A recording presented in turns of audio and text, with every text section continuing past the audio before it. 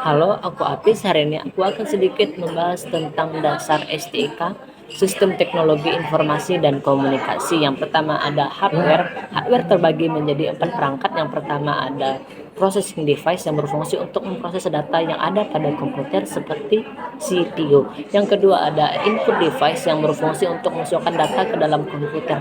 Contohnya seperti keyboard, mouse, dan juga mikrofon. Yang ketiga ada output device yang berfungsi untuk menampilkan hasil pemrosesan data seperti monitor, kemudian ada speaker dan juga scanner. Nah, yang keempat ada storage device yang berfungsi untuk menyimpan, mengolah data atau program. Nah, keempat perangkat ini terhubung melalui jaringan komputer melalui perangkat-perangkat seperti router, switch, dan juga kabel jaringan. Jaringan di sini memungkinkan komunikasi antar data dan memfasilitasi sumber daya komunikasi serta informasi. Yang kedua ada software, yaitu program atau instruksi tertentu yang dijalankan pada komputer. Yang pertama ada operating system yang berfungsi untuk mengelola sumber daya komputer. Contohnya seperti Windows, macOS, dan juga Linux berperan untuk mengatur file, memproses memori, serta perangkat keras. Yang kedua ada application program yang berfungsi untuk menjalankan tugas-tugas spesifik bagi pengguna. Contohnya seperti Microsoft Office, Adobe Photoshop, dan web browser seperti Google Chrome yang berperan menjalankan tugas ataupun pekerjaan tertentu bagi pengguna. Yang ketiga ada language program yang berfungsi untuk memungkinkan pembuatan software baru seperti Python, JavaScript, dan lain-lainnya yang berfungsi untuk menyediakan alat bagi pengguna untuk mengembangkan aplikasi dan program.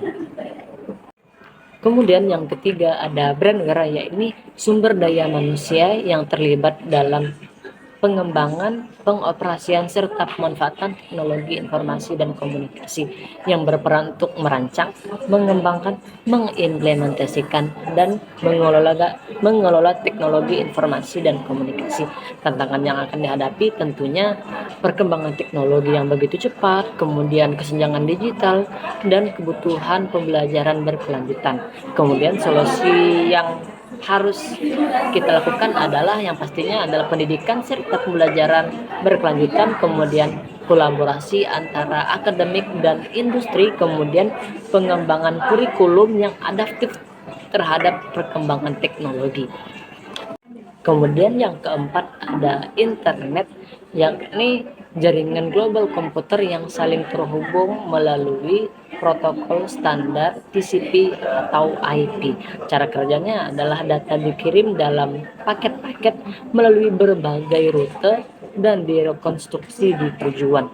Terdapat pengaruh positif dan negatifnya di berbagai bidang. Pada bidang pendidikan, plusnya akses secara global sumber pembelajaran, minusnya potensi yang tinggi terhadap plagiarisme. Kemudian pada bidang bisnis, plusnya e-commerce secara global, minusnya perkembangan persaingannya semakin ketat.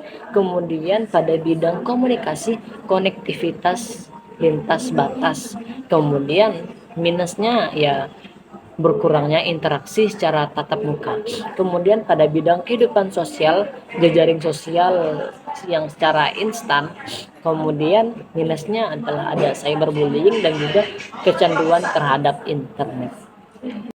Yang kelima, yang terakhir ada artificial intelligence atau kecerdasan buatan. Teknologi ini memungkinkan untuk meniru kecerdasan seperti layaknya manusia. Terdapat beberapa implikasi etika, dilema dalam pengambilan keputusan oleh AI, kemudian implikasi pekerjaan, otomatisasi, dan perubahan struktur dalam lapangan pekerjaan.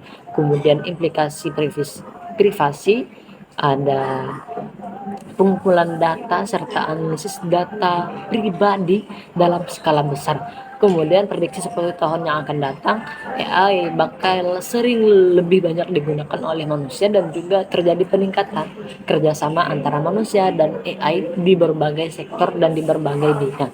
Kemudian aplikasi yang berpotensi itu seperti asisten virtual, seperti Siri ataupun Alexa. Nah, kalau kita lihat pada saat sekarang itu teknologi ini sangat-sangat berguna dan juga sangat tinggi lah, dan kemungkinan potensinya akan menjadi banyak digunakan itu sangat besar, dan saya pikir Google virtual asisten virtual seperti Alexa dan Siri itu bakal banyak dipakai oleh orang-orang.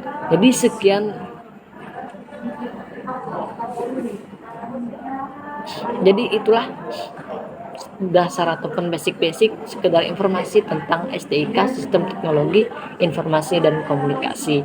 Aku Apis pamit undur diri.